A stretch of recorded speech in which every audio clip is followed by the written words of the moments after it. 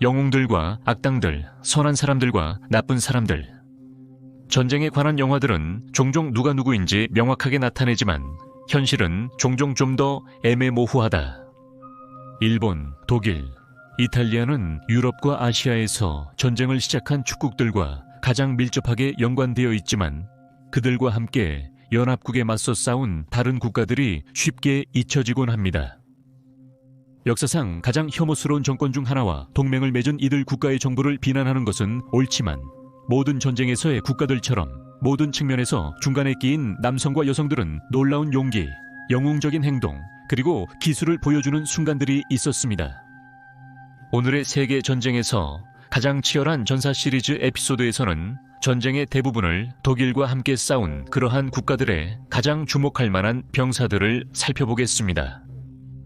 이들은 가장 치명적인 추축국 병사들 중 일부입니다.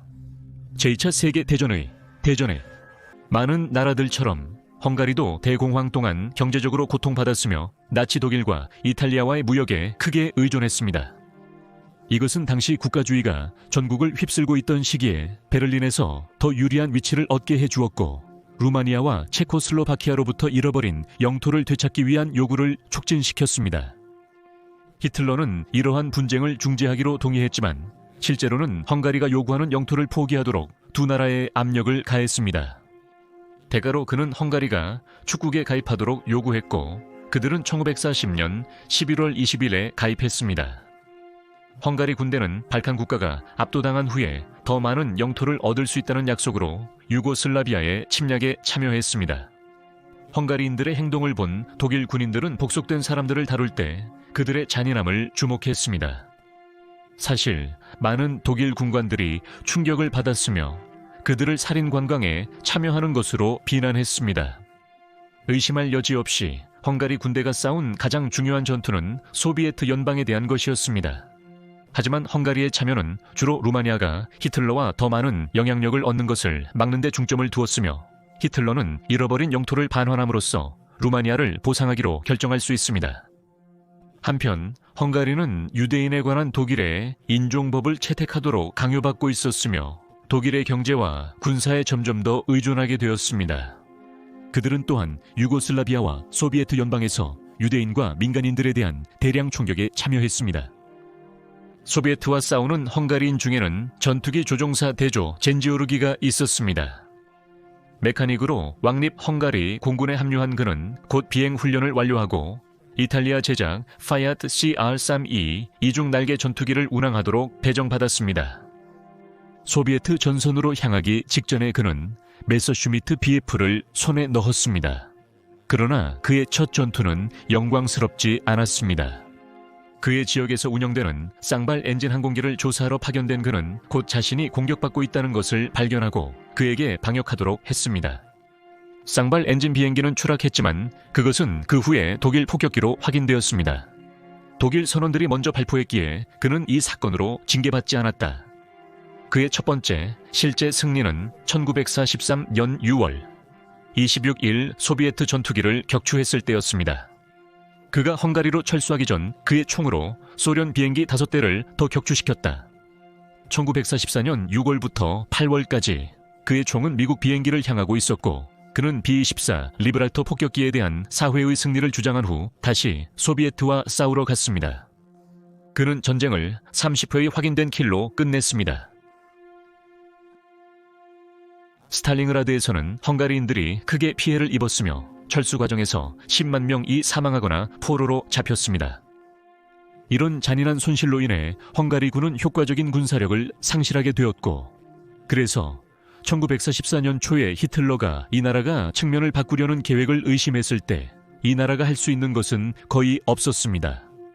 3월 헝가리는 독일군에게 점령당했다.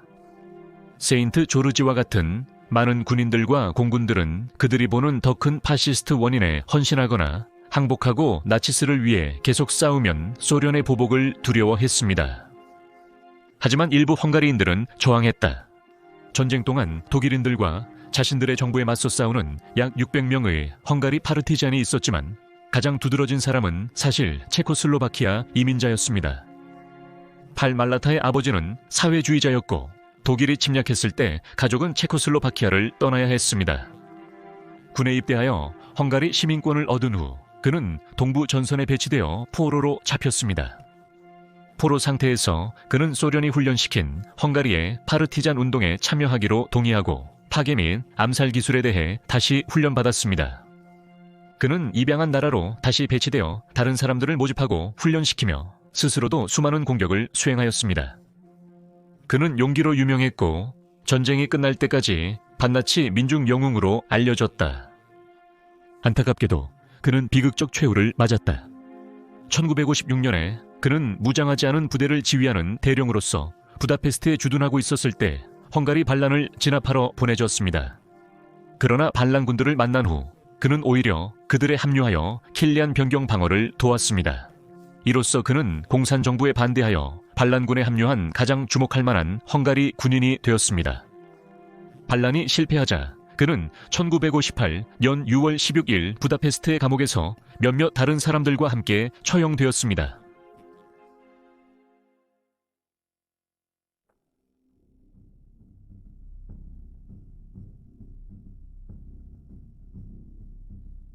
루마니아는 전쟁 초기에 중립을 유지하려 했지만 독일은 루마니아 영토를 불가리아, 헝가리, 소련에 양도하라고 요구했습니다.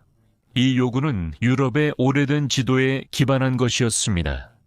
루마니아는 동의할 수밖에 없었고 특히 헝가리와의 감정이 격해졌습니다. 루마니아의 군주는 영국과 프랑스의 도움을 바라고 있었지만 1940년 여름에는 프랑스가 패배하고 영국도 도울 위치에 있지 않았습니다. 루마니아의 파시스트 세력은 독일과의 밀접한 관계를 추구하며 베를린과의 협력으로 잃어버린 영토 회복을 기대했다. 루마니아에는 독일의 침략을 겪지 않기 위해 독일과 협력할 수밖에 없다고 믿는 사람들도 있었습니다. 그 후에는 정치적 혼란의 시기가 이어졌고 국가의 총리가 암살당하고 왕이 퇴위를 강요당했습니다. 그의 19세의 아들이 그의 자리를 대행하는 인물로 대체되었습니다. 루마니아는 이제 확실히 독일 캠프로 돌아섰고 1940년 11월 23일의 3자 동맹의 회원이 되었습니다. 루마니아는 독일의 소련 침공에 25만 명의 병력을 투입했습니다. 스탈링그라드 전투에서 유안 시온 장군 아래 루마니아 병력은 독일의 후퇴를 보호하는 임무를 맡은 1만 5천 명의 전투부대로 재편되었습니다. 1942년 11월 21일부터 24일까지의 96시간 동안의 전투에서 시온과 그의 병사들은 탱크와 보병에게 공격을 받았고 대전차 무기가 없음에도 불구하고 그들은 누구보다도 오랫동안 자신들의 선을 유지하는 데 성공했습니다. 사기 저하, 추위, 배고픔, 탄약 고갈 상황에서 유안 시온 장군은 마지막 수류탄 가방을 지니고 있었다고 한다. 그는 홀로 T-34 탱크를 공격했다. 그는 2차 세계대전 중 전사한 유일한 루마니아 장군이었다. 루마니아의 최고 에이스 파일럿은 콘스탄틴 칸타쿠지노였습니다. 그는 유명한 루마니아 가문 출신으로 전쟁 전에 대담한 공중 난기동으로 관중을 감동시킨 재능 있는 파일럿이었습니다. 그는 루마니아의 주요 시험 파일럿이었다. 그의 나라가 전쟁에 휘말리자 그는 전투부대에 가입하겠다고 요구했고 곧 독일에서 공급받은 메서슈미트 BF-109를 조종하기 시작했습니다. 1943년 5월 5일 그는 전선에 도착하여 제58 전투비행대대의 대장으로 임명되었습니다. 6월 29일 그와 그의 동료들은 루마니아 폭격기를 호위하고 있을 때 소련 전투기 그룹의 공격을 받았습니다. 그의 동료들이 맞아 기지로 돌아가야 했을 때 그는 혼자서 우월한 소련군을 맞서고 강제 착륙을 하기 전에 2대의 소련 비행기를 격추했습니다. 1943년 8월 5일 그는 혼자 비행하고 있을 때 소련의 대규모 지상 공격 비행기 부대를 발견했습니다. 그는 혼자서 빠른 공격을 시작하여 2대를 격추한 후 소련군에게 추적당하며 도망쳤습니다. 그 후 그는 추적하던 소련 비행기 한 대를 격추하고 탈출에 성공했다. 그의 가장 주목할 만한 전투 중 하나는 소련 에이스 니콜라이 F와의 대결이었다.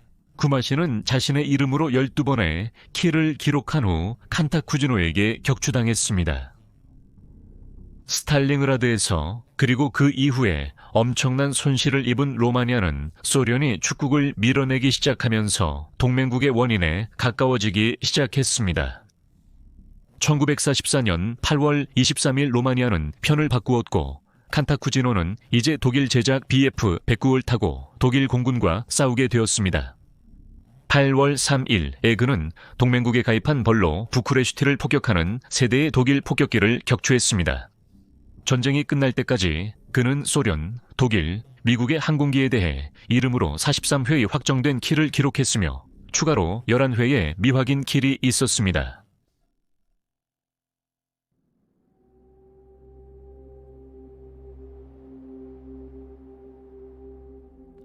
제2차 세계대전이 발발했을 때 불가리아는 처음에는 중립을 선언했지만 1940년 2월 16일에 새로운 정부가 구성되면서 독일을 지원하는 방향으로 나아갔습니다. 거의 1년 후 불가리아는 1941년 3월 1일에 축소력과 비공격 조약을 체결한 후 정식 회원이 되었습니다. 몇 일 안에 독일군은 불가리아를 사용하여 유고슬라비아와 그리스를 공격하는 무대로 사용하였고 반대로 불가리아군은 유고슬라비아 마케도니아와 세르비아의 일부를 점령할 수 있었습니다. 그러나 불가리아는 소비에트 연방과의 전쟁에서 물러나려 노력했고 독일이 불가리아에게 영국과 미국에 대한 전쟁 선포를 강요한 후에도 자신의 방어를 위해 병력을 유지했습니다. 결국 전쟁이 독일에게 돌아감에 따라 불가리아는 보복을 두려워하기 시작했고 특히 1944년 말에는 소비에트 연방이 공격 범위 내에 들어온 불가리아에 대해 전쟁을 선포하였습니다. 친독일적인 불가리아 정부는 교체되었고 중립의 위치를 재확립하려는 절박한 시도가 있었지만 연합국들은 이를 받아들이지 않았습니다. 전투가 끝난 후 불가리아는 소비에트 연방의 공산주의 영향권에 끌려 들어갔습니다. 전선에서 멀리 떨어져 있어도 불가리아가 상처받지 않은 것은 아니었고 여러 차례에 걸쳐 소규모 불가리아 공군은 연합국의 폭격기를 막아내야 했습니다. 연합국에 대한 불가리아의 최고 득점 에이스는 전쟁이 끝날 때까지 그의 이름으로 15번의 공중 승리를 거둔 스토야노프였습니다. 전쟁 전에 그는 독일에서 루프트와페가 운용하던 메서시밋 BFU와 같은 더 진보된 전투기에 대해 훈련을 받았고 그 후 이 지식을 자신의 동포들에게 전달하였습니다. 그들은 이러한 비행기를 자신들의 사용을 위해 획득하였습니다. 그는 불가리아가 플레스티를 공격하는 미국 폭격기에 참여하여 첫 승리를 거두었고 1944년 11월에 독일 지상군에게 총을 겨누기까지 자국을 방어하였습니다. 그는 전쟁 후에도 공군에 남아 주로 강사로 근무하였고 1992년에 사망하였습니다. 헝가리의 경우와 비슷하게 모든 불가리아인들이 나치 독일과의 관계를 승인하지 않았으며 특히 불가리아가 홀로코스트에 연루되면서 그렇게 되었습니다. 이로 인해 나치 독일과 불가리아 정부에 대항하는 파티산 운동이 시작되었고 이 운동의 시작과 가장 연관된 이름이 있습니다. 1901년에 태어난 이반 코자레프는 항상 반항적인 청년으로 간주되었지만 이 특성이 나치 독일의 불가리아 지배에 대한 저항의 시작으로 이어질 것이라고 예상한 어른은 거의 없었습니다. 1941년에 그는 2명의 경찰관 살해 사건에 연루되어 유고슬라비아로 도망쳤습니다. 유고슬라비아 파르티잔과 함께 나치에 맞서 싸우면서 그는 게릴라 전쟁을 벌이는 데 필요한 기술을 배웠고 곧 불가리아 최초의 파르티잔 운동 중 하나를 조직하기 위해 고향으로 돌아왔습니다. 그들의 지도자인 코자레프는 그의 그룹을 라즐로그 근처의 피린 산맥의 중심을 두고 독일인과 친독일 불가리아인을 괴롭히며 다른 파르티잔 그룹들이 그들의 싸움에 참여하도록 격려했습니다. 비극적으로 코자레프는 작전 중에 우방의 사격에 의해 사망하여 전쟁이 끝나는 것을 보지 못했습니다. 그들의 작전이 비밀스러운 성격을 가지고 있어서 국내나 해외에서 파르티잔 그룹에 참가한 불가리아인의 정확한 숫자는 크게 다릅니다.